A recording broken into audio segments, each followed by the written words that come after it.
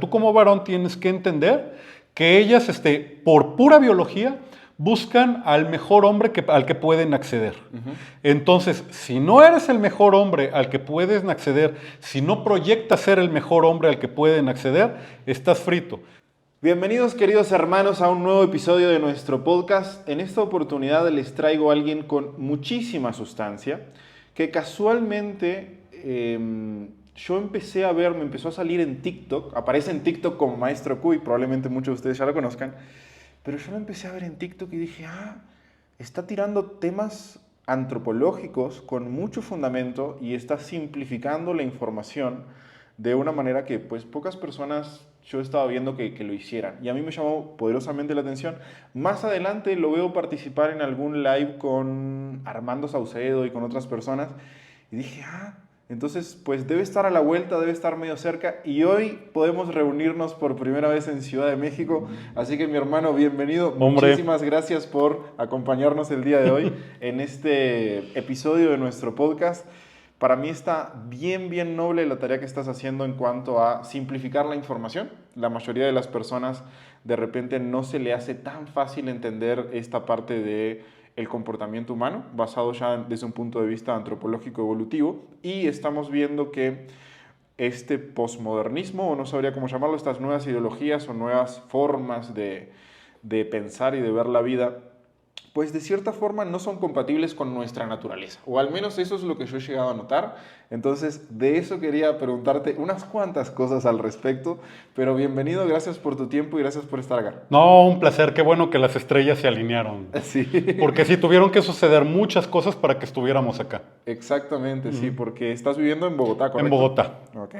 Contanos un poquito qué es, para los que no te conocen, qué es lo que estás haciendo en Bogotá. Sí, mira, en Bogotá estoy yo un poco trabajando lo que es antropología aplicada a cosas relacionadas con gobierno, Okay. y también estamos trabajando en una transnacional. Okay. En eso es lo que hacemos. Excelente, mi hermano. Entonces, ¿cómo estás viendo tú la sociedad actual en cuanto a lo que se intenta enseñar, sobre todo a las nuevas generaciones, sobre cómo funciona el comportamiento humano? Si tú tuvieras que ver desde arriba, imagínate ver el comportamiento de la sociedad actual desde arriba, ¿cuál sería tu diagnóstico? Sí, mira, el tema, y es precisamente por lo que abrí el canal, es que las ciencias sociales están agotadas. ¿A qué me refiero con eso? Que en la primera etapa del siglo XX, las ciencias sociales eran como muy materialistas, buscaban como un método, buscaban incluso hacer experimentación, pero a partir de los 50 para adelante, las ciencias sociales empezaron a hacerse más ideológicas. Okay. ¿Sí? A eso en el mundo de las ciencias sociales le llaman el giro lingüístico. Te explico rápido de qué se trata. Anteriormente, los estudios de ciencias sociales estaban basados en la materia. Okay. Después hubo una moda en la que las ciencias sociales empezaron a estudiarse como si fueran un texto. Entonces, a partir de ahí empezaron modas como la deconstrucción, por ejemplo, modas como resignificar cosas. Entonces, esas moditas que luego a la gente le parece como raras, de no existe una verdad absoluta, sino que hay relatos y metarrelatos, y esas cosas empezaron a partir de allí. Okay. Yo creo que este enfoque que tienen las ciencias sociales no es del todo correcto, que destruyen más de lo que construyen, y pues yo estoy tratando un poco de regresar al lado material, al lado que a mí me gustaba y que jalaba. La realidad. Es que mira, si lo planteas desde el punto de vista posmo, no hay realidad. No hay realidad. Sí, o sea, todo es un constructo social. Exactamente, o sea, no hay realidad. Yo la verdad es que creo que aún a pesar de que hay distintas versiones de la realidad tiene que ser es un concepto total, ¿sí? Aunque no podamos acceder a ella, o aunque tengamos distintas impresiones de la misma, la realidad tiene que ser un concepto total. Es como la verdad. Si hay distintas versiones, no es la verdad. Igual, la realidad, si hay distintas versiones, no es la realidad. Sí, al final uno tiene que perseguir pues lo que más se le aproxima, porque a esto es hasta lo que nos da, llamémosle, pero muchas veces, pues lo que yo he visto personalmente es que detrás de estas nuevas modas, las personas encontraron un camino de alejarse de la realidad y de hacer igualmente válido su argumento. Decir, no, si yo me percibo de tal manera, o si yo percibo tal cosa, pues tengo todo el derecho de decir que eso es así. Y tengo todo el derecho, o a veces hasta puedo obligarte a ti a aceptar que lo que yo digo que es real, según mi percepción, es lo que es real. Y ahí es donde se pone un poquito tricky. Y además es instrumentalizado para algo. Chécate, yo a la gente que me sigue mucho, yo siempre les explico esto. El análisis de ciencias sociales que viene del marxismo, que a mí me parece como la forma de entenderlo, divide al mundo en 3 niveles. Tienes hasta abajo, en la base de la pirámide, el mundo de la infraestructura, son las cosas. Okay.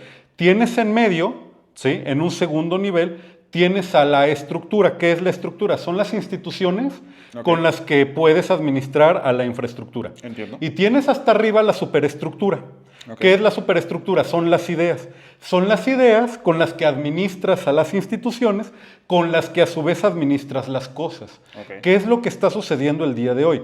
Lo que está sucediendo el día de hoy es que hay gente tratando de ganar la batalla del sentido común, ¿sí?, de dominar la superestructura, y eso les da beneficios tangibles y reales. Sí, claro. Porque quien domina la superestructura, quien domina el sentido común, quien domina las ideas, tiene también acceso a las lógicas con las que se administran las instituciones.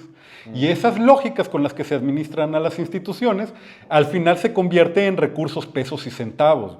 Si nosotros promovemos, por ejemplo, un sentido común en el que los hombres son siempre malos, las mujeres son siempre víctimas, ahí está en la superestructura el sentido común, lo que tú tienes en la estructura es instituciones que van a operar con esa lógica. Defensorías especializadas en mujeres y no en hombres, leyes especializadas en proteger a mujeres y desproteger hombres, etc. Y al final, pues son pesos y centavos que se van a lobbies y a grupos muy concretos.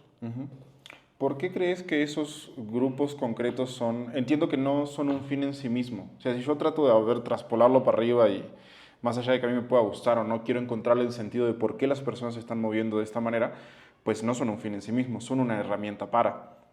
Entonces, no sé si coincidís en eso o no. Si crees que este tipo de movimientos, llamémosle, en realidad no son un fin en sí mismo, sino son una herramienta para otra cosa. Y si vos coincidís que son una herramienta para otra cosa, ¿para qué es esa herramienta? Ahí te va, mira. Hay 2 conceptos que ayudan a esclarecer eso. Uno se llama biopolítica y el otro se llama tanatopolítica. La biopolítica básicamente se refiere a cómo hacemos política con la forma en la que vivimos. Y la tanatopolítica es cómo se hace política en función a cómo morimos. Te pongo un ejemplo. ¿Sí? Si tú eres, por ejemplo, una persona que vive en un grupo seminómada del Medio Oriente, pues tú sabes que allí no hay como muchos, no hay muchos recursos, no hay mucha agua, entonces de pronto criar un cerdo es un problema, porque pues el cerdo no suda, no come pasto, come grano, entonces aplicas biopolítica. Es pecado criar cerdo, consumir cerdo. ¿Sí? En ese lugar tiene concreto. Un sentido evolutivo. Exactamente, o sea, tiene bases materiales. La tanatopolítica igual también es que hay política en cómo morimos. Te pongo un ejemplo. Los indígenas canadienses, ellos tienen una leyenda que es el Wendigo. El Wendigo es un espíritu que a veces se posesiona de las personas y los convierte en monstruos caníbales. Entonces, estos grupos lo que hacen es eliminar a la persona que está posesionada por el Wendigo. Cuando los antropólogos fueron a investigar de qué se trataba, descubrieron que curiosamente, ¿sí?, el Wendigo posesionaba a las personas viejas que los retrasaban cuando había que hacer migraciones. Entonces, la forma en la que administramos cómo vivimos y la forma en la que administramos cómo morimos siempre tiene un fin político de recursos. Y ahí sí estoy de acuerdo con lo que me insinúas. Si tú promueves en el mundo de las ideas que de pronto es empoderador para una mujer que se salga de su casa e ingrese al mercado laboral, a lo mejor no es tan inocente. ¿Sí? Si tú planteas igual en el mundo de las ideas esta batalla absurda que hay entre hombres y mujeres, que es fruto de un resentimiento que a mi juicio está sembrado, ¿sí? Pues también no es tan inocente. Entonces, lo que yo creo, y ojo, creo porque pues, obviamente si tuviera yo las seguridades no estaría aquí sentado. Lo que yo creo es que sí hay agendas biopolíticas y tanatopolíticas detrás de estas modas, porque biopolítica y tanatopolítica lo hemos hecho siempre. Entonces es una forma moderna y por abajo del agua, porque aparte, ¿qué es lo que a mí me molesta o lo que me enerva profundamente? Es como que es una agenda del mal, pero está camuflada como que es el bien. Y eso me rompe poderosamente las pelotas, como diciendo, no, es que nosotros somos inclusivos y que nosotros estamos velando por la seguridad de las nuevas generaciones, los niños son libres de elegir si o no, los niños son libres de elegir si se van a convertir en transgénero o no. Y es como, what the fuck? O sea, ¿en qué momento? Estamos claros de que, pues posiblemente si alguien hubiese dicho eso hace 20, 30 años, no hubiese tenido la misma respuesta que tiene al día de hoy. Ah, sí. Mira, igual también esto es una cosa que te platican desde que estás en primer semestre de antropología. Es importante lo que dice la gente, pero es importante también lo que no dice la gente. Lo que no dice la gente también es un dato. Te pongo un ejemplo y lo conecto con lo que tú dices. Seguramente tú conociste en la preparatoria a la chica fea con la que nadie quería salir, y esa chica fea con la que nadie quería salir decía, pues yo podría salir con cualquiera, pero todos están bien feos. Todos sabíamos que era puro pedo, que en realidad nadie le hacía caso. Pero ella tiene un discurso para no decir la otra cosa que es una verdad que en realidad duele. ¿Sí? Eso lo hacemos en grande en el mundo de lo social. Decimos unas cosas para no decir otras. Voy a tocar el tema del 4B, que seguramente tú escuchaste. Estas chicas coreanas que dicen ni citas, ni hijos, ni nada. Es mucho menos doloroso decir, soy parte de una revolución femenina que está dándole su merecido a los machos de Corea, que decir, no tengo hijos porque la verdad de las cosas es que no me alcanza ni siquiera para salirme de la casa de mis papás. Así, ¿sí? Entonces, cuando tú articulas un discurso de nosotros somos los buenos, nosotros somos los inclusivos, nosotros somos la libertad, en realidad estás planteando ese discurso para no decir otras cosas. Por ejemplo, en el mundo de lo progre, nada fuera del Estado. O sea, el Estado ya domina lo político, pero también tiene que dominar lo personal. El famoso lo personal es político, por ejemplo. O sea, a mí me parece bien curioso ese tema. Definitivamente. Pues en términos generales yo creo que le escuché a alguien, no recuerdo exactamente quién, decir lo siguiente. Cada vez que existe un cambio social muy grande o muy radical en muy poco tiempo, genera un efecto péndulo.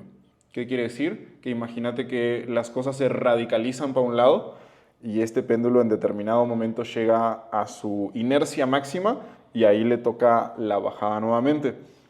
Y comentaba que en algunos países pues este tema ya se empieza a ver y que en lugar de buscar la paz y la inclusión y que esto y que lo otro, pues hay gente que dice no, ni madres, y les puede llegar a salir hasta el tiro por la culata, llamémosle. ¿Tú crees que que existe un efecto péndulo y que esto en cierto tiempo podría ser incluso contraproducente para los intereses de las personas que creen que están defendiendo eso? Es que ya es contraproducente, o sea, ni siquiera tenemos que esperar el efecto péndulo. Ahí está, seguramente igual las personas que nos escuchan conocen la historia. La Revolución Francesa. 1789. Dijeron, vamos a reventarnos a toda la monarquía. Y no se tocaron el corazón, se reventaron a la monarquía, a los hijos de la monarquía, a los amigos de la monarquía, a todo el mundo. Y aquello se convirtió en un baño de sangre. Fue tan grande ese baño de sangre que le llaman a ello la época del terror. Okay. Fue tan feo que los propios ideólogos de la Revolución Francesa murieron decapitados. O sea, la revolución se comió a sus propios hijos. Y estuvo tan feo que los propios franceses tuvieron que hacer los derechos del hombre, que son los antecesores, los abuelitos de los hoy derechos humanos. Uh-huh. Entonces, ¿por qué te cuento lo de la Revolución Francesa? El día de hoy, la lógica progre es exactamente la misma lógica. Es, tú no eres igual de progre que yo soy mucho más progre y por lo tanto yo estoy capacitado moralmente para destruirte socialmente y para funarte. Entonces, son igualitos que los revolucionarios franceses. Ellos mismos se están comiendo entre ellos mismos. Entonces, tienes por un lado este fenómeno y por otro lado que la gente, hablando con toda honestidad, ya está harta. ¿Sí? Entonces, ahí es donde viene el efecto péndulo que tú me cuentas. Pero el día de hoy la verdad de las cosas es que yo no consideraría seguro ser progre, ni estar en círculos de progres, porque ellos no saben de amistad, no saben de lealtad, saben de defender su agenda. Uh-huh. Entonces, en ese sentido, pues se parecen mucho a los revolucionarios franceses de 1789. Y en ese sentido, es contraproducente para ellos el día de hoy, es peligrosísimo ser progre, y ahora que la gente está harta y ahora que cada vez más personas se animan a hablar en contra de esta clase de ideologías, además de ser peligroso, se está volviendo cada vez más ridículo. Sí, efectivamente, creo que la mayoría de los TikToks ridículos, pero al extremo que a mí me aparecen, tienen que ver con algo de eso. También es porque el algoritmo seguramente me tiene detectado para ese lado, pero sí hay gente que realmente sostiene ideas y cosas que pues, ya no tienen ni pies ni cabeza. ¿Qué vos decís? Pues la chica esta que quería, el hombre biológico que se percibía mujer y que quería hacerse un trasplante de útero para poder ser la primera persona que da un aborto trans. Vos decís, no mames, o sea, querer ponerte un útero para embarazarte y abortar y ser el primer trans que aborta es una idea tan macabra que en otra época hubiese ardido en la hoguera. O sea, es como, es inentendible. O sea, llega al punto de esa ridiculez. Pero al final las personas se mueven por sus intereses propios y creo que el problema, el catalizador que son las redes sociales es que como es algo que te da views y te da alcance, muchas veces mientras más disparatado sea lo que hagas, pues más alcance tenés y hay gente que sabe que juega eso, ¿no? Juega a hacer cosas completamente absurdas y disparatadas, pero muchas de ellas se ejecutan y ahí está pues lo problemático, básicamente. Estoy de acuerdo, es que el mecanismo del prestigio está completamente trastocado. El mecanismo del prestigio ha funcionado durante muchos años para darle más o menos orden a la sociedad. Te pongo un ejemplo fácil, igual también, ejemplo de primer semestre de antropología. ¿Por qué la persona más rica del pueblo se puede gastar su fortuna en la fiesta patronal, en la fiesta del santo del pueblo? Parece no tener lógica. Sin embargo, cuando tú te metes a analizar ello, la respuesta tiene que ver con el prestigio. La persona pierde dinero, esa parte es correcta, pero gana prestigio social que le facilita hacer un montón de cosas que a lo mejor el dinero en la cuenta bancaria no le facilitaría tanto, ¿no? Ese mecanismo funciona en todo el mundo. La lucha por el prestigio es muy importante. ¿Qué sucede con redes sociales? Redes sociales trae metido de diseño que las cosas más disparatadas, las cosas que llaman la atención, son las cosas que tendemos a seguir más, porque son las cosas que nos mantienen atentos y nos sorprenden. Y ahora, si tú le metes ese mecanismo de prestigio que traemos, se crea la ilusión de que entre más disparatado, mientras más revolucionario, mientras más superioridad moral tengas, eres más importante. Entonces, por eso redes sociales el día de hoy está convertido en una gran pelea de ver quién tiene la mayor superioridad moral. Hablo, por supuesto, del lado progre. Es cuántas opresiones a ti te atraviesan. No, pues yo soy lesbiana, ¿sí? Pero además yo soy lesbiana tercermundista, güey. Pero además yo soy lesbiana tercermundista y negra, güey. Exactamente. Y además yo soy lesbiana tercermundista negra y tengo una afección mental. Sí. Seguramente también los has visto. Y además soy autista, ¿no? Y yo tengo un 3% de no sé qué mamada. Exactamente. Lo que están haciendo es luchando por esa situación de prestigio. Porque el día de hoy está mal, pero la atención se confunde con el prestigio. Exacto. De hecho, pues voy a decir algo que puede ser muy funable y a mí personalmente me vale verga, pero lamentablemente las redes sociales tienen este mecanismo que le da demasiado desmedido alcance a cosas que realmente pues no merecen ese alcance. O mejor dicho, si yo tuviese que evaluar qué podría ser productivo para la sociedad y qué tendría que tener alcance, qué podría brindar una herramienta, qué podría realmente pues hacerte salir adelante o mejorar tus valores o mejorar tus principios o prepararte mejor para la vida, pues esas cosas normalmente no se difunden tanto. De hecho, o sea, por eso, lo que a mí me llamó la atención de tu contenido fue eso. Dije, a la madre, o sea, mi contenido vale verga, esto debería tener millones y millones de reproducciones. Porque simplifica y explica cosas muy básicas del comportamiento humano que se nos ha olvidado entender. O sea, siento que tenemos una especie de percepción de nosotros mismos como si fuéramos algo que no somos y seguimos siendo animales y seguimos teniendo pues las mismas motivaciones que siempre y seguimos tomando decisiones en función de lo mismo que tomamos siempre, solo que ahora los estímulos son distintos. O sea, el contexto es distinto, los estímulos son distintos, los desafíos son distintos, pero el distanciarnos de esa parte pues evolutiva que tenemos y vernos como si fuésemos algo superior a todo lo demás y que vivimos la vida a nuestro libre albedrío. No, las pelotas. O sea, hay cientos de miles de años de programación en tu cabeza que te va a hacer elegir este camino versus este camino y tenés que estar pues muy atento a todos esos drives.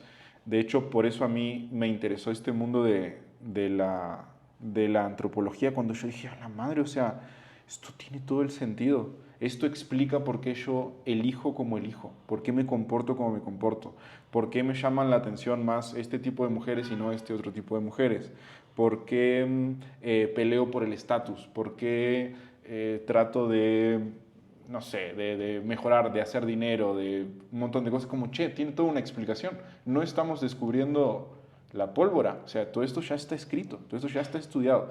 Y darte cuenta de que sos un ser humano tan predecible y tan básico, pues a veces te hace sentir mal, porque está como esta nueva moda de sos único, sos un ser iluminado, que no mames, sos uno más del montón y te mueves por las mismas motivaciones. Y mientras más te puedas entender a vos mismo y entender cuál es tu función dentro de una sociedad o un grupo de personas, pues posiblemente le puedas sacar más ventaja a esta experiencia que se llama vida. Pero al final, pues todos somos lo mismo. Sí, mira, lo que sucede es que el día de hoy en las ciencias sociales, en mi opinión, están rescatando una cosa que se llama la tabula rasa. Okay. La tabula rasa es la idea de que nacemos como páginas en blanco. Ajá. No, o sea, no es una chaqueta mental, o sea, sí hay cosas que nos harían pensar que nacemos como hojas en blanco. Ejemplo, los niños salvajes. Seguramente tú has escuchado de esos niños que por azares del destino terminan, o sea, son maltratados o abandonados y terminan criados como por animales y no pueden desarrollar lenguaje, no pueden desarrollar habilidades que nosotros consideramos como innatas humanas y de ahí se ha pensado que los seres humanos nacemos un poco como hojas en blanco. Ya después, pues estudios obviamente de neurociencias y demás, nos han demostrado que no, que sí, o sea, sí tenemos cableadas algunas cosas. Pero como se volvió a poner de moda el tema de todo es un constructo social, también implícitamente está vuelto a poner de moda una cosa que ya teníamos superada, que es la tabula rasa. Nacemos como hojas en blanco. Por ese motivo puedo elegir si soy lesbiana o no. El lesbianismo político es un ejemplo.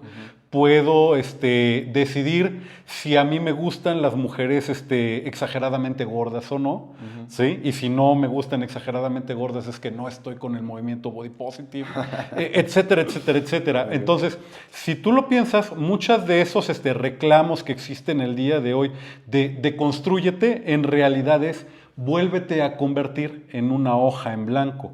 Pero la pregunta es, nos volvemos a convertir en una hoja en blanco suponiendo que se pudiera, pero para construir ¿qué? Ajá. Sí, ahí es donde vienen a meterte toda la mierda que puedan. Exactamente. Y si nos vamos, o sea, estuvimos hablando un poquito de temas de hasta políticos y demás, pero si nos vamos puramente al comportamiento humano, ¿qué cosas crees que son importantes de una persona entender? Principalmente voy a hablar de un hombre por el hecho de que la mayoría de nuestra audiencia son hombres. ¿Qué cosas de la antropología requiere entender un hombre para poder ser un humano funcional en la vida? No sé si está bien planteada la pregunta o si me estoy acercando. O sea, ¿qué conceptos básicos sí o sí tiene que manejar un hombre para entenderse a sí mismo?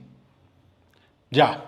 Pero obviamente podría equivocarme, esta es la opinión solo de un antropólogo, no de toda la antropología, pero a mi juicio son dos cosas.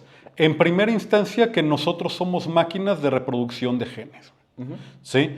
Se nos olvida, parece muy obvio, pero en realidad la vida misma está diseñada para eso. Tú vienes al mundo para dejar copias de tu propia genética.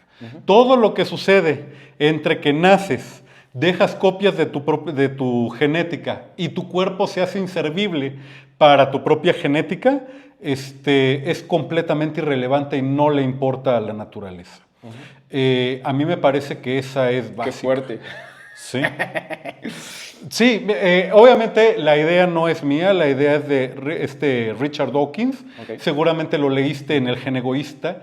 ¿Sí? Igual para la gente que no ha leído El Gen Egoísta, plantea una situación muy, muy básica, que es las biomoléculas empezaron a reproducirse en charcas hace 5,000 millones de años, ¿no?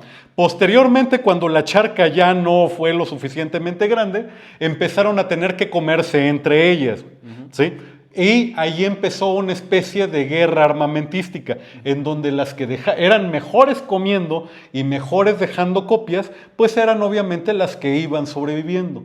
Nuestros cuerpos, según Dawkins, son parte de esa guerra armamentística en la que nuestros genes pueden pasar de generación en generación, ¿sí? A partir de nuestros propios cuerpos. Por eso somos mortales, porque nuestros cuerpos en algún momento dejan de ser útiles para dejar la copia en la siguiente generación. Entonces, esas quimeras de autorrealización que nosotros tenemos, de que venimos al mundo a ser felices y demás, a las ciencias biológicas les vale madre, y eso justo es un constructo social. O sea, y voy a citar a Mr. G. Estas personas, ¿sí?, están en contra de los constructos sociales. ¿Sabes qué es un constructo social? La mayoría de edad. Por ejemplo, ¿sí? O sea, si vamos a tirar a los constructos sociales, un constructo social es el consentimiento, la mayoría de edad, a ver si no te funan, ¿sí? Pero entonces, precisamente para eso nos inventamos los constructos sociales. Entonces, segunda cosa que es importante que todo mundo entienda, los constructos sociales son tecnologías. Nosotros nos inventamos a la cultura porque es útil poder comportarnos de un modo o de otro modo dependiendo del medio ambiente en el que estamos.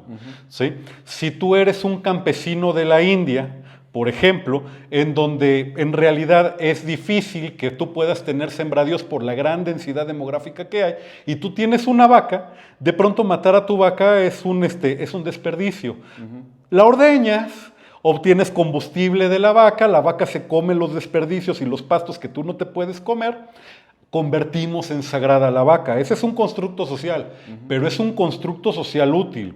Los constructos sociales que tenemos hasta el día de hoy son constructos sociales que hemos desarrollado a lo largo de muchas generaciones con ensayo y error, y aunque son perfectibles, caminan, sirven para algo. Por ese motivo, una quinceañera de pelo verde difícilmente va a poder rediseñar lo que tenemos 3,000 o 4,000 años afinando. O sea, una quinceañera de pelo verde no va a rediseñar desde cero cómo se relacionan hombres y mujeres. Eso es bien importante que lo tomemos en cuenta. Se pueden ir modificando los constructos sociales, definitivamente sí. ¿Sí? Pero regularmente esos cambios son lentos y van acompañados de cambios materiales, porque sirven para adaptarte a algo. El conflicto viene cuando tú desde una posición moral dices, no, los hombres y las mujeres no deberían de llevarse así porque me ofende, deberían de llevarse asado. Y además lo hace una quinceañera que todo lo que sabe lo sabe a través de TikToks y de memes. O sea, yo no digo que no pueda venir la siguiente revolución humana de una quinceañera, pero si estuviéramos en un bar apostando, yo apostaría que no. ¿Sí? O sea, podría ser, pero yo pondría mi apuesta que no. Ok. Entonces, si nos metemos un poco más profundo, porque ahí lo nombraste por arriba, pero a mí personalmente, y creo que a toda nuestra audiencia le interesa mucho este tema en puntual, si nos metemos puntualmente en el apareamiento de hombres y mujeres, ¿qué conceptos antropológicos deberían entender los hombres y quizás también las mujeres para saber cómo funciona la dinámica? Lo principal y lo básico es que somos mamíferos y por consiguiente tenemos problemas de mamíferos. Se oye tonto, pero es una cosa que en el mundo de hoy obviamos por completo. Las hembras humanas se embarazan y embarazarse es bien difícil, porque en nuestra especie se tienen que tirar los 9 meses de embarazo, se tienen que tirar la lactancia y se tienen que tirar también los primeros años de crianza, al menos hasta que los niños puedan más o menos ir sobreviviendo medio solos. Sí, entonces nuestras crías son súper inútiles. Exactamente. Son inútiles por una razón, como la naturaleza nos hizo cabezones, porque tenemos un cerebrote, pues, y hay que pasar por un canal chiquito entre los ilíacos de la mujer, pues nacemos como mucho antes. O sea, es el precio que pagamos por estar bipedestados, por pararnos en 2 pies. Okay. Entonces, las mujeres, las hembras humanas, invierten mucho a la hora de reproducirse. Los varones no. Los varones eyaculamos y ya está. Entonces eso hace que tengamos intereses encontrados. Las hembras humanas, hasta por supervivencia, buscan calidad y los varones está en su mayor interés la cantidad. Por ese motivo, las mujeres tienen estándares mucho más altos para ver por quién se van a jugar el físico, porque en realidad embarazarse y parir es jugarse el físico, y los hombres en realidad no tenemos tanta bronca.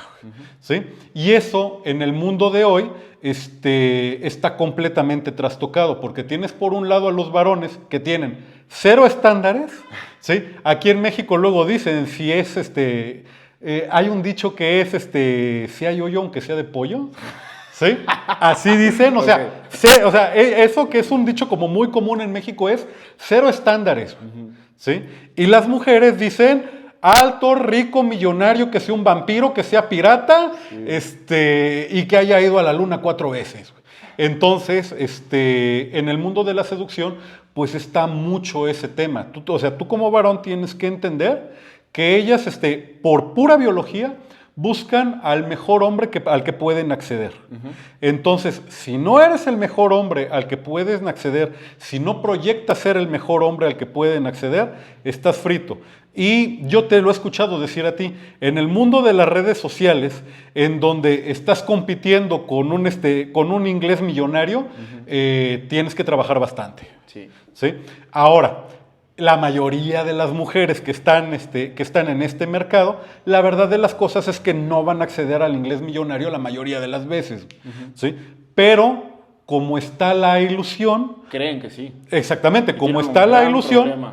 entonces ni ellas se quedan con el millonario inglés, ni ellos acceden a ellas mujer. porque ellas les Nadie hacen se el queda fuchi, con nadie. nadie se queda con nadie y es la epidemia de soledad de la que ellas tan estúpidamente se ríen.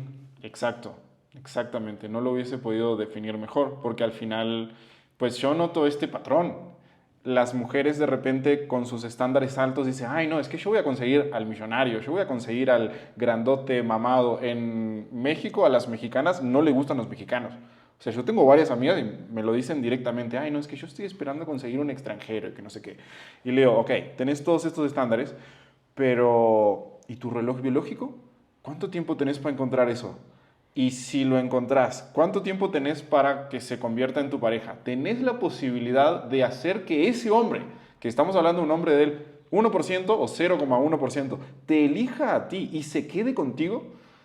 Porque las probabilidades son que no. Entonces, lo que termina sucediendo es que esta mujer con altos estándares y que bla, bla, bla, en determinado momento encuentra a un hombre de eso, se da un acostón, y el hombre después la manda a volar, porque así como ella hay otras tantas, y como nosotros buscamos la cantidad versus la calidad, y tenemos cantidad y calidad si estás en ese lugar, pues tenés muy pocas razones para quedarte con esa chica. Y este tipo de chicas entonces pasan de hombre en hombre, de hombre en hombre, no consiguen una relación estable, se les pasa su reloj biológico y ahí es donde van camino a los 50 años con 16 gatos. Exactamente, o sea, el que nosotros estemos bipedestados le costó muchísimo a las hembras humanas. La inmensa mayoría de los primates, ellos pueden tener hijos hasta muy poco antes del final de su esperanza de vida. De hecho, o sea, es chistoso que en chimpancés, por ejemplo, las hembras más codiciadas no son las más jóvenes, son las viejas que ya que tienen demostrado que pueden pudieron parir. tener hijos. Porque ¿sí? ahí también hay una probabilidad de muerte alta también. Exactamente. Entonces, en el caso de los seres humanos, funciona un poco al revés, por lo que mencionabas hace un rato. Las crías humanas requieren un montón de cuidado muy especializado. Entonces, la naturaleza nos castigó en ese sentido, porque es una mujer demasiado vieja no podría cuidar a sus crías. Y además, como nuestras crías requieren un cuidado especializado, se requiere también la experiencia de una mujer que ya haya pasado por tener hijos, pero que no tenga hijos para poder hacerse cargo de alguien más, ¿no? ¿Cómo lo resolvió la naturaleza? La menopausia. Tú tienes una mujer que tuvo a sus hijos, le vino la menopausia, ¿sí? Y continúa pues con su esperanza de vida. Pero ya esto está cronometrado para que las hijas de esta mujer que acaba de entrar en la menopausia empiezan a entrar en edad fértil y ella que ya tiene la experiencia puede asistir a su hija en el cuidado fino de las crías para poder pasar a la siguiente generación. O sea, la función de la menopausia es que esas mujeres se conviertan en abuelas. Exactamente. O sea, a mí me funaron una vez por eso. ¿Por qué no nos han funado? A mí me han funado por eso, pero es la naturaleza inventó a las abuelas. Y el día de hoy, fíjate cómo es la cultura. El día de hoy, ¿quiénes son quienes crían a los hijos cuando mamá es inexperta, cuando mamá no sabe, cuando mamá no puede o cuando mamá se quiere ir de fiesta? Se lo avientan a sus papás, se lo avientan a sus abuelas. ¿Por qué motivo? Porque ellas ya tienen la experiencia, están en buenas manos y aunque no ocupan el papel primordial en la crianza del bebé porque no tienen la fuerza, de pronto tienen una experiencia que puede más o menos ir ayudando a que la carga de la madre no sea como tan fuerte. La naturaleza inventó a las abuelas. Eso, traído al mundo moderno, pues está cabrón, porque tienes por un lado que ese mecanismo de con quien tú te acuestas es con quien procreas, se trastocó completamente con los métodos anticonceptivos. Claro. Sí, o sea, ese mecanismo está completamente trastocado. Y el día de hoy, con temas como la fertilización in vitro, congelar los óvulos y demás, ¿sí? También está trastocado el mecanismo de la edad límite a la que puedes tener tú un hijo. Y esa es la parte, o sea, nuestra cultura está diseñada para que funcione a como la naturaleza construyó al ser humano. Forzosamente, si metemos esos cambios, vamos a ver entonces cambios en la cultura. No me quiero escuchar como la tía católica, pero lo que trajeron los métodos anticonceptivos es que ahora ellas pueden ser promiscuas sin temerle demasiado a las consecuencias, salvo por las enfermedades venéreas. Entonces, vino un cambio material y luego vino el cambio social, que es exactamente lo contrario a la ecuación que tiene el mundo progre.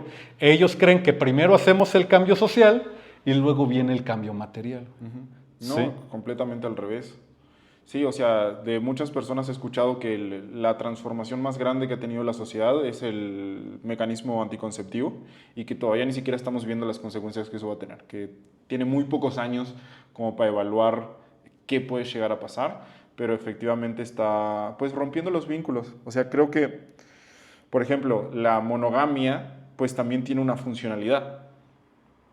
No sé si te gustaría explicarnos un poquito al respecto. Seguramente tú tengas más información que yo, pero con esta parte de los mecanismos anticonceptivos que le permite a la mujer ser más promiscua, que le permiten no asentarse en una pareja, pues también se rompe el vínculo o la institución, llamémosle, de la familia. O al menos así es como yo lo veo. Sí, mira, ahí también me va a salir lo antropólogo posmoderno. Es que no hay un solo tipo de familia, hay un montón de tipos de familia. Por ese motivo, cuando te dicen, no, es que el modelo tradicional de familia, seguro lo has visto en internet, no es el único, en esa parte sí tienen razón. Pero hay hay una cosa de la que nacen todas las instituciones familiares, que es que nosotros estamos organizándonos en todos esos casos para que se pueda procrear y se pueda criar a los infantes de la forma más eficiente posible.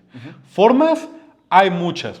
Por ejemplo, existe un método, un modelo de familia que se llama vinculado, que es una hembra humana que tiene un hijo, pero como en realidad nadie sabe quién es el padre, porque pues tú sabes que la paternidad es un acto de fe, más que otra cosa, sobre todo en la mayor parte de la historia de la humanidad, en la que no hubo pruebas de DNA y demás. Entonces el hijo pasaba a ser hijo también del hermano de esta hembra humana. Okay. O sea, no era de quien engendraba. Ese es el avunculado, ¿no? Okay. Y los amantes de esta hembra humana estaban obligados a hacerle regalos a la hembra humana que le pasaba al hermano. ¿Sí? O sea, el amante le da a ella a su vez le da al hermano y el hermano administra. Okay. Pero ¿para qué es? Para que quien tiene la responsabilidad legal pueda sostener al hijo. Okay. Hay otros modelos de familia. El hermano pasa a una figura paterna. Exactamente, el hermano es como el padre para nosotros. Okay. Ese modelo se llama avunculado. ¿Y ese modelo está vigente en alguna parte al día de hoy?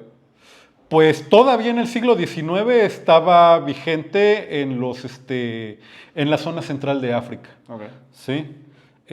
Los Nuer y los Dinka hacían eso. Okay. Son unas tribus seguramente los has visto, son esas tribus africanas que crían unas vacas gigantes. ¿Sí? Okay. Es como muy, muy interesante, ¿no? Hay modelos de familia también en donde el hijo pasa a ser parte del clan y todas las hermanas de la madre actúan como si fuera la madre. Okay. ¿Sí? Más o menos un poco replicando lo que te decía de las abuelas y así. Pero aquí actúan todas las hermanas. Entonces todas las hermanas tienen hijos, pero pues todas las hermanas, o sea, todas las tías, cuidan a los niños como si fueran suyos, ¿no? Okay. Entonces, esos modelos de familia, pues obviamente es como hemos ido resolviendo a lo largo del mundo. Por ese motivo, los progres son tan reacios a pensar en que hay un tipo tradicional de familia. Ahora, el tema que quieres tocar, que es el tema de la monogamia. La monogamia, la verdad, hablando con toda honestidad, la monogamia es más una excepción en el mundo que una regla. O sea, la verdad de las cosas es que esa idea católica de juntos hasta la muerte, la neta, en la mayoría de las culturas no se da. Y en nuestra cultura, en la que se supone que sí se da, somos infieles, entonces no se da tampoco. Ajá, en la práctica, o sea, solamente de la boca para afuera. Exactamente, o sea, no se da tampoco. Lo que sucede es que tenemos ese recurso legal, ¿por qué? Porque, te repito, lo que queremos nosotros es que los hijos tengan a alguien que pueda sostenerlos.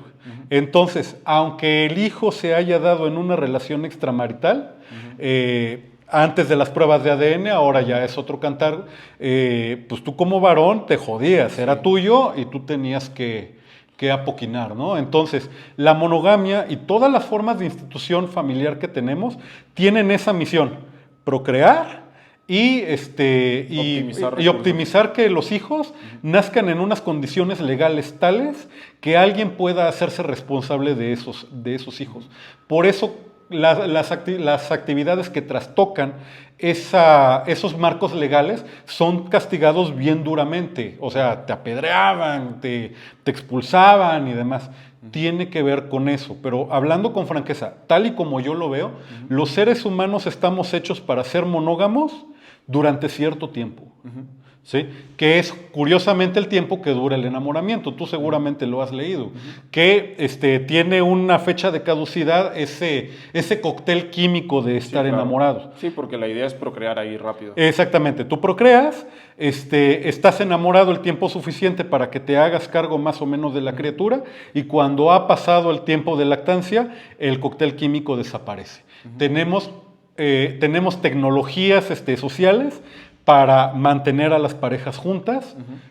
Muchas veces no funciona, te digo, en nuestra sociedad seguimos siendo infieles, pero nos gusta pensar que sí funcionan, ¿sí? Y además se mantiene la situación de que hay alguien que sostiene a los hijos. Ya oigo a los progres diciendo, no, pero los padres abandonadores. Los padres luego abandonan, pero hay recursos legales para que alguien se haga responsable. Está también la familia de la madre que se hace responsable, o sea, nadie cría sola. Y en el caso extremo de que criara sola, hay un Estado que provee también alguna ayuda para que ese hijo no esté completamente desprotegido. Entonces, o sea, quiero que lo veas, que es la monogamia como es una tecnología que sirve para eso, pero tenemos también otro montón de tecnologías que sirven para lo mismo. Para cuando falla uno. Para cuando falla uno. Y también tiene que ver esta parte de la existencia, me imagino, de la existencia de la propiedad privada. Creo que el otro día lo hablaba con Ale, el tema de la propiedad privada cuando se permite transmitir de generación tras generación, en donde agarran y dicen, ok, si yo voy a hacerme cargo voy a tener hijos y voy a hacerme cargo de esto, tengo que encontrar un mecanismo por el cual todo lo que yo cree en vida, llamémosle, o el progreso, o los bienes, o lo que tenga en vida, pues no se vaya al carajo, sino que vaya destinado a determinado tipo de personas que fueron mis crías, ¿no? O sea, mis hijos, para poder resguardar justamente los recursos. Es correcto. Y, o sea, vuelvo a Dawkins, ¿sí? O sea, tú eres solo una fase de una cadena de copias y copias y copias de tus genes. O sea, tus hijos son más o menos la mitad de tus genes, ¿no? Entonces, pues obviamente para salvaguardar la mitad de tu genética, pues está en tu mejor interés darles mejores oportunidades a ellos.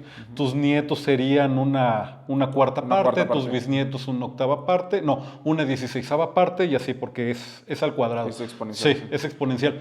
Entonces, en ese sentido, pues, los mecanismos de herencia que también son muy, muy variados, porque te digo, la paternidad hasta hace muy poco tiempo era acto de fe. Pues más o menos buscaba ir encauzando esos recursos materiales a través de alguna línea. ¿Cuál era la línea? La línea siempre ha sido matrilineal, en el entendido de que a la mujer la vimos embarazada, La vimos con el bodoque. Seguro ese bodoque es de ella. Del papá no sabemos. Precisamente por ese motivo nos inventamos los apellidos. Sí, o sea, con los apellidos... Ahí también están, no, ¿cómo vas a poner el apellido del padre? ¿Por qué le vas a poner el apellido del padre primero? Y que no sé qué mamá. Y es porque, pues, sabemos que vos sos la madre, pues no sabemos quién es el padre. Y además, o sea, la madre no tiene apellido, porque el apellido en realidad es del abuelo. Y para lo que sirven los apellidos es para vincular a los varones. Tenés razón. Sí, o sea, las mujeres no tienen apellido, porque no sirve para eso. Todos la vimos embarazada, no necesitamos una señal para poder gritarle al mundo que o sea, que pertenece a esa hembra en concreto. Okay. Pero como la paternidad es un acto de fe, hay que vincular a los varones, porque la relación es un poco más nebulosa. Entonces vinculamos a los varones de la línea paterna, ¿sí? Okay. Que si hacen falta los padres, los varones pueden apoquinar ahí, tienen una obligación legal por el apellido, y también a los varones de la familia materna. O sea, es un pacto entre varones, es un pacto patriarcal, el tema de los apellidos, porque en un mundo en donde las hembras humanas son mamíferos y por consiguiente requieren alguna clase de asistencia cuando están gestando y cuando están lactando y cuando están criando, sobre todo en el primer momento de la vida de la cría, pues los varones tienen que apoquinar. Y nos inventamos nosotros tecnologías para poder vincular legalmente a unos y a otros. A los hombres, las mujeres no tienen apellido. ¿Por qué no le ponen el apellido de mamá? Porque mamá no tiene apellido, es el apellido de tu abuelo, mija. Ok, pues excelente, mi hermano. Para mí ha sido, pues, material muy, muy poderoso el que hemos hablado el día de hoy. ¿Hay algo más que te gustaría comentar? No, pues en principio la idea de que las ciencias sociales deberían de regresar nuevamente al estudio material. El posmodernismo, el creer que no existe una verdad objetiva, que todo es ideológico, le ha hecho mucho daño. Yo recalco que el berenjenal en el que estamos nosotros metidos el día de hoy socialmente se debe a que los científicos sociales se han hecho más ideólogos que científicos. Okay. Hay que rescatar nuevamente a la ciencia de las ciencias sociales para poder ir resolviendo los problemas materiales que el día de hoy tenemos. Y me parece que es muy grave que el día de hoy tengamos problemas tan serios como ¿qué vamos a hacer ahora que existe la fertilización in vitro? ¿Cómo nos vamos a organizar con eso?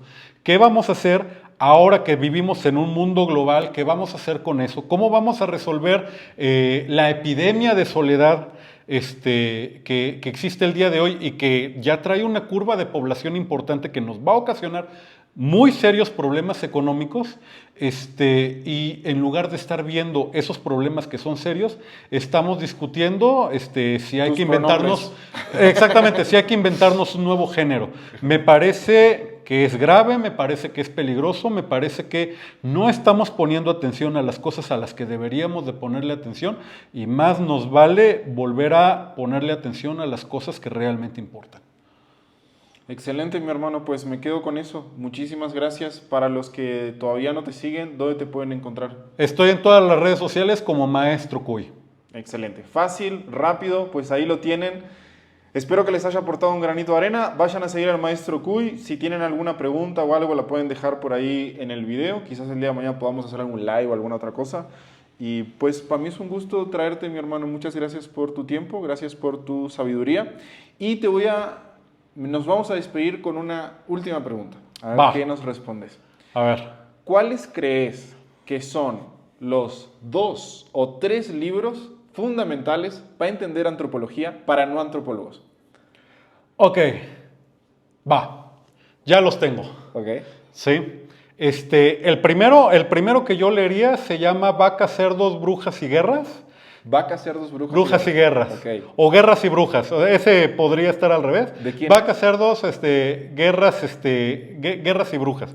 El libro retrata igual desde una forma material por qué hacemos la guerra, por qué hacemos brujería, por qué criamos vacas, por qué criamos cerdos, de dónde salió la imagen de Jesús y demás. El libro está muy, muy, muy bueno. Ahora me viene el autor. Sí, ahora me viene el autor. Marvin Harris. Okay. ¿Sí? El segundo, El gen egoísta, de Richard Dawkins. Si quieren entender de sexualidad en mamíferos, léanse ese. Okay. Y el tercero, hay dos, ¿sí?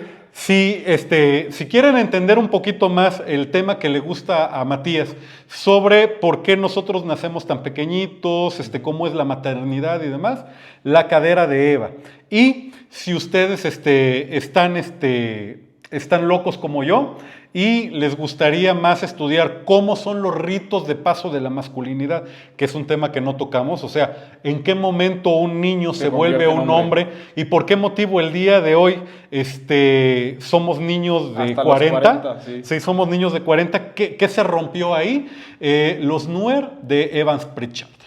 ¿Sí? Okay. Entonces, este último es un estudio de cómo los pueblos del África, a través del ritual de la circuncisión, pasan de ser infantilizados junto con las mujeres a convertirse en hombres. Está muy, muy interesante a través de ritos y brujería y demás. Si quieres, luego lo platicamos en algún live.